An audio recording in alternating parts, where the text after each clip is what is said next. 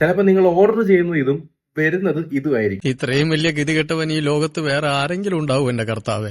ഇതെനിക്ക് റിയൽ ആയിട്ട് നടന്നൊരു സംഭവമാണ്. ഇൻസ്റ്റാഗ്രാമിലും ഫേസ്ബുക്കിലും ഡ്രോപ്പ് ഷിപ്പിംഗിന്റെ ഒരു കാലമാണ്. ഒരുപാട് പ്രൊഡക്ട്സുകൾ നിങ്ങൾക്ക് ആഡ് ആയിട്ട് വരുന്നുണ്ടായിരിക്കും, കുറെ യൂസ് കേസുകളും കാര്യങ്ങളും ഒക്കെ പറഞ്ഞിട്ട്. ഇത് ഞാൻ രണ്ടാമത് കഴിഞ്ഞ ദുബായ് ട്രിപ്പിനിടയ്ക്ക് ഞാൻ മേടിച്ചൊരു കവറാണ്. എനിക്ക് ഭയങ്കര ഇഷ്ടപ്പെട്ട്. ഞാൻ ആക്ച്വലി ഓൺലൈനിൽ ഒരു ഓൾമോസ്റ്റ് ഒരു 6 months മുന്നേ ഈ സെയിം കേസ് അത്യാവശ്യം നല്ല റേറ്റ് കുറവ് കണ്ടപ്പോൾ ഞാൻ ഓർഡർ ചെയ്തു. 2 കേസ് ഞാൻ ഓർഡർ ചെയ്തായിരുന്നു. എനിക്ക് വന്നത് കാർ ഫ്രഷ്നറിന്റെ ഇതേപോലത്തെ 2 പ്രൊഡക്റ്റ് ആണ്. ഒരു കൈവതം ഞാൻ തിരിച്ച് റിട്ടേൺ അയക്കാൻ വേണ്ടി അവരുടെ വെബ്സൈറ്റിൽ പോയി അവർക്ക് മെയിൽ അയച്ചു. യാതൊരു വിവരവും ഇല്ല. ഇതേപോലത്തെ കുറെ വെബ്സൈറ്റുകൾ ആഡ്സ് റൺ ചെയ്ത് നിങ്ങളുടെ മുന്നോട്ട് പുഷ് ആവുന്നുണ്ട്. പ്രൊഡക്റ്റ് കണ്ടിട്ട് പലരും മേടിക്കും, കിട്ടുന്നത് മറ്റു പലതുമായിരിക്കും. ഷോപ്പിഫൈയും ഡ്രോപ്പ് ഷിപ്പിംഗും ഇ കൊമേഴ്സും ഒക്കെ നല്ല രീതിയിൽ പൊക്കോട്ടിരിക്കുന്ന ഒരു കാര്യമാണ് ഇപ്പം.